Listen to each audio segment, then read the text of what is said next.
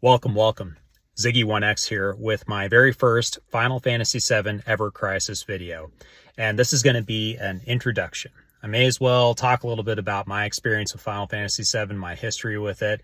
And since I don't have my hands on the game yet and I didn't opt into the open beta, I'm going to be walking into this basically blind, except for a few things that are really important.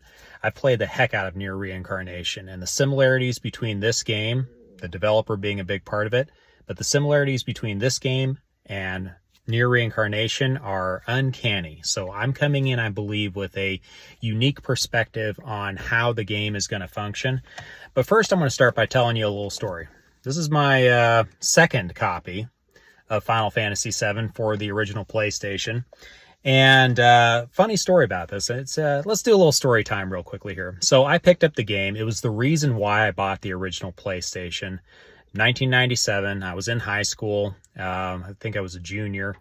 And so I got this game. It's the reason why I got the original PlayStation. I played the heck out of it. I loved it. I also picked up Final Fantasy Tactics. That's another story.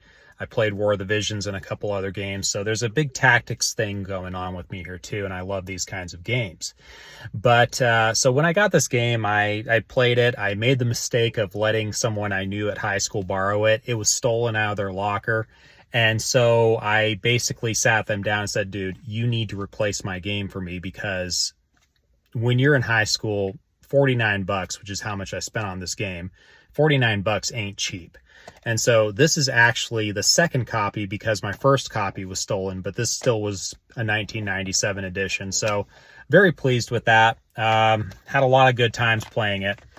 And generally speaking, a lot of good times playing Final Fantasy games. These were my real introductions into story-driven game. These and King's Quest games and a few others. So yeah, I'm a little old. I've been around for a minute.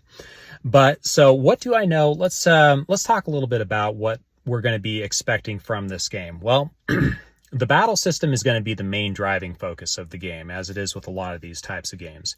Now, for those of you who have followed my NieR Reincarnation content, you're going to know that I've been around on the scene for about a year now on that. But this is an exciting addition for me because it's going to be made by Applibot, which is the same developer who makes NieR Reincarnation. So the same developer between Final Fantasy VII Ever Crisis, NieR Reincarnation. This is excellent news. And what is even better is that the people who are going to be coming over from NieR Reincarnation are going to have a little bit of an idea of what's going on here. For example, we've got three players in the party, same as NieR Reincarnation. We have weapons and sub-weapons. Okay, same as NieR Reincarnation. We have something called materia in Ever Crisis, which is also the same thing as memoirs in some ways to NieR Reincarnation. The materia and other things are going to be boosting our stats and helping this is going to be the free-to-play aspect side of things, but it's going to be more grindy. Whereas the only thing in the gacha for Final Fantasy VII Ever Crisis is going to be the weapons. And so what we're going to be doing is we're going to be pulling multiple copies of these weapons to make them stronger, to make the stats stronger, to make the ability multipliers stronger, and everything else. Much like NieR Reincarnation, we have all the damage is going to be scaling off certain abilities, either attached to the weapons or attached to limit breaks or attached to espers and things like this. So you're going to have multiple tiers of sources where the damage comes from, also where the healing comes from, and a bunch of other things. There's going to be an active time battle system in the game that's going to be similar to NieR Reincarnation and also to older entries in the Final Fantasy series.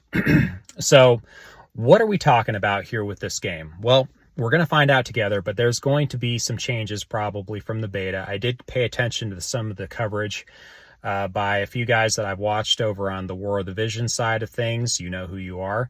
And I am really impressed with what I see. The first thing I notice is the polish of the game, the polish of the combat and everything else. It is a gorgeous looking game, which, again, NieR Reincarnation. This is the kind of pedigree that we're coming from. Applibot really put their stakes into just refining and making that combat so smooth and so finely tuned. So there's going to be ways to play with the combat system and really to min-max the secondary materials. You're going to be able to get a hold of most of the weapons and equipment easily enough, but the people who are going to push ahead of the pack are going to be the ones who either are lucky or shell out the cha-ching to get a few extra copies of those weapons. That's going to be on one side of things. But then there's going to be the grind side of things, where when you're farming for the materials to build your materia and these other things, these items are going to basically define the real heavy players and separate them from the casual players, almost more so probably than the weapons. And then there's another element that also is a carryover from NieR Reincarnation, and this is costumes. Where in NieR Reincarnation, there's only a set number of characters within the game, but each of these characters has a different costume that brings different abilities. Same thing with Final Fantasy VII Ever Crisis. You're going to be able to, they're not going to be a part of the gacha, but they will be a part of a reward system for pulling on the gacha. You'll be able to progress up to a new costume. That costume is going to offer new affinities and abilities and things like this that may coincide with the specific weapon, or maybe grant the character special abilities that can be useful across different swaths of the game. Now, if this is anything like NieR Reincarnation, in the sense that there will be one or two characters, if you build them up, will be able to carry you through most of the story-driven elements of the game.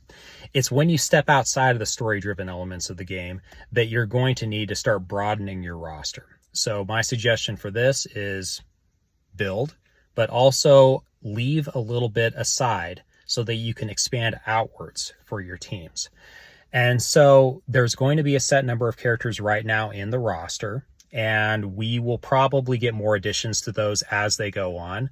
But for right now, this is just basically an intro video for me. The game's coming out in 3 days, so I'll get my hands on it for the first time with the rest of you. I'll probably mostly start with some comparisons between NieR Reincarnation and Ever Crisis. I'll probably make my own 2 cents. We'll be trying to figure out how things work. Do the primary weapons, for example, grant 100% stats, and the secondary weapons grant 50% stats? Can you equip off affinity weapons? How much extra damage do you deal if you're dealing damage against an elemental weakness? And how much damage is dealt against you if it's an elemental strength? Things like this. So we're going to be kind of playing around with these things, seeing how much similarities there are between the two games, and just basically figuring it out as we go. There's going to be a lot of people in this field playing around, so I am a very, very small fish in here, since I am basically a one-trick pony up to this point. But that doesn't stop me from wanting to do it anyways, because I'm actually really looking forward to this game, in part because it's Final Fantasy VII. I enjoy the game. Probably not my favorite Final Fantasy. Probably Final Fantasy VI, Final Fantasy IV, love Final Fantasy XII. There's others that edge out Final Fantasy VII for me, but that doesn't mean it's not an enjoyable experience for me. And again, I'm in large part following the developer here, because Applibot has done a bang-up job with NieR Reincarnation, so I'm interested to see how they handle this one. There are a few elements that I will say that Applibot has excelled in, and Applibot has been very weak in. One of the things that Applibot has been Applibot has been weak in is their pay system. For example, for the people who actually want to pay into a game, the system over in NieR Reincarnation hasn't ever been super duper rewarding for that. There's never been a ton of incentive to spend, which is probably one of the reasons why the game has never been a hugely profitable game. It's done all right, but it's never been a hugely profitable game. And a part of that, I think, is because of the way they have set up their pay system. It's not great. But the other thing is that they also within the game build in systems to really allow the free-to-play players, if given grinding and a couple other things, to excel by dedicating the time to the game. So I think that we will probably see something similar to that in this game, and we will all find out together. So grab your old vintage copies of Final Fantasy VII, dust them off, and let's buckle up for a complete story of all the Final Fantasy games together. So until then, we're up to about 10 minutes here. I figure that's the perfect time to cut off this video, and I look forward to playing with the rest of you. So peace out, y'all. Have a good one. Bye.